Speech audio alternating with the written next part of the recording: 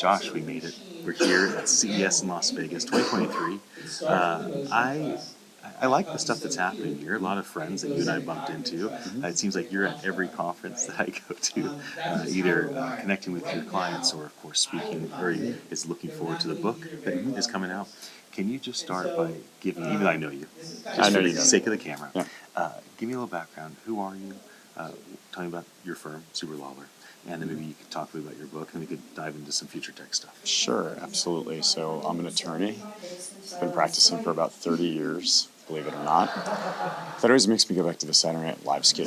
I always want to say I'm just a caveman who fell into a block of ice. It feels that way. But I did my time being a securities attorney, M&A, and finance at kind of one of the giant global firms. And then I made a movie with my current partner, Tom Zubler, who you also know. Right. He and his brother had started a firm with 2 guys in a kitchen and no clients.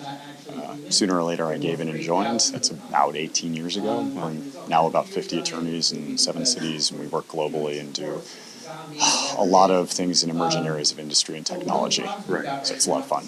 Yeah, well, one of the main guys in the Web3 metaverse space, Michael Turpin, he always introduces you everywhere as the greatest Web3 lawyer. So those high praise from somebody that has a lot of influence. What is it that drew you to all things future tech, right? So I mean, that's what this whole event is really about. Sure. I've always been drawn to it.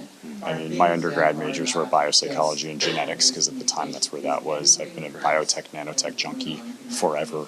So I've just been lucky to be able to be in the right places at the right times. I was first exposed to blockchain back in 2011. Not that I was smart enough to actually buy any Bitcoin.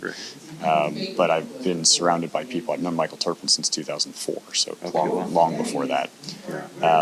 When I finally did wake up to what's going on with distributed ledger technology, it was because of my connection in securities law, because that became a big deal. But I started trading assets and reading about things and recognizing the potential for the technology. And it probably took me about 3 years to be comfortable making the statement that this is the biggest paradigm shift in human existence. And speaking of the book, one of the things I go into the book is explaining exactly why I can make that statement. We are moving so unbelievably fast that, I think, there's almost no choice. You have to focus on this stuff or be a consumer. And that's fine too. Because all the technology is going to get in all the consumer goods. We are the Consumer Electronics Show. But in terms of being in business, the whole world is changing so fast. And that's just fascinating as get out. Right. One of the things that's different about you than the dozens of lawyers and law firms, you specifically and then your firm, is when I'm in meetings with you, you clearly understand the technology. You have a clear understanding of what is a layer 1, what is a layer 2, what is crypto, what is DeFi, what are NFTs and smart contracts, how are these things built, how do you build infrastructure around these things to protect the company and the project and the team, those that are participating. What is it that helps you learn these things? Is there a way that you've been absorbing information and how are you currently learning today? I could talk for an hour on that question. I've been exposed to a lot of different things, and a lot of it's been chance. Occasionally I'm asked by a law student, how do I do what you did? And the answer is, I don't think you can. Go take your own path. But I'm effectively a mechanic or a plumber. It's physics. I look at everything in the world as physics, and when you look at it that way, it's all the same stuff. I mean, everything's made of atoms and molecules, and conceptually things work the same way. There's nested concepts and inclusives and Venn diagrams. So from my perspective, what you're really looking at is use case. What are you trying to do, and then how do you get there? And I do all of that before I think about what the law is. The law is the last thing, and most lawyers look at the law as the first thing. That's really the biggest difference between us and almost everybody else I know who's practicing, is that the first words out of our mouth are not, you can't do that. The first words out of our mouth are, what are you trying to do? That's good.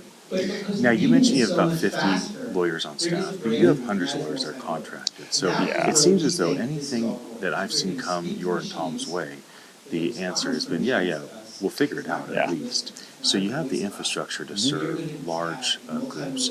Maybe the last thing you talk about is when you look at CES today, 2023, you see all these new hardware, software technologies, all these new developments. You see some of these technologies like ChatGPT go from no usage to like taking at least the 1%, right? At least those that are most connected, taking kind of them by storm, and all of a sudden they're using these things. Yeah. When you see all the stuff here, what's standing out to you? Okay, so ChatGPT makes a great example because it plays into human nature. The reason that adoption is just going to accelerate through the roof is because it lets people be lazy. Right. Well, no, not just saves them time; it saves them effort. Right. I mean, you're looking at the whole true. battle about kids not writing essays in school anymore and using ChatGPT, and that's like all you really need to know is like somebody who doesn't want to be doing what they're doing and required to do can use that to do it instead. That is a technology that's going to get massive adoption. Period. End of story. A lot of the other stuff that's here, there may be some amazing technologies, but if there's adoption friction in terms of cost or in terms of just a narrow demographic that it appeals to or what have you, it is. I'll give you an example. I was walking around one of the halls and ran into these amazing electronic bird feeding things, and I have 2 kids, so I'm into bird feeders, but they were so expensive. And they set it up so that there's a subscription aspect to it, and there's all kinds of add-ons. And I'm like, I'm not spending $1,000 to feed birds. I'm just not going to do it. Now, if that technology was in the $20 to $30 zone, I'm there. Now, taking that back to ChatGPT, what's the difference? Well, it's basically free. OpenAI's paying the bill right now. Right. Exactly. I mean, Because they're collecting the data. Right. I mean, well, that's the other thing. Pretty So, amazing yes. what they're collecting right now. Yeah. Well, that's the world changing. The world is changing. The world's changing. If we ended with you giving a piece of advice to somebody that sees this Here are your conversation, Willow Tree Bank what account is the balances. most important thing that somebody does in your mind, an individual, not a company, Here are in your terms recent of checking account good, transactions. wise decisions around doing things legally and in compliance and being thoughtful? What's your advice to people right now? Done. January 20th. Check your Willow Tree. Okay, well, the selfish jackass of me wants to say you should read my book, but I'm not going to go there. That's not actually it, but this is actually one of the concepts in the book. Do the right thing. It's just do the right thing. The law right now cannot possibly keep up with technology, and based on the way law is enacted, it's not going to be able to ever. I mean, if you're sitting there looking at this thinking the legislature is going to save us, no. So that leaves you in a situation where you have to look and say, okay, well, what is the policy behind the law? If the law could move as quick, what is it trying to do?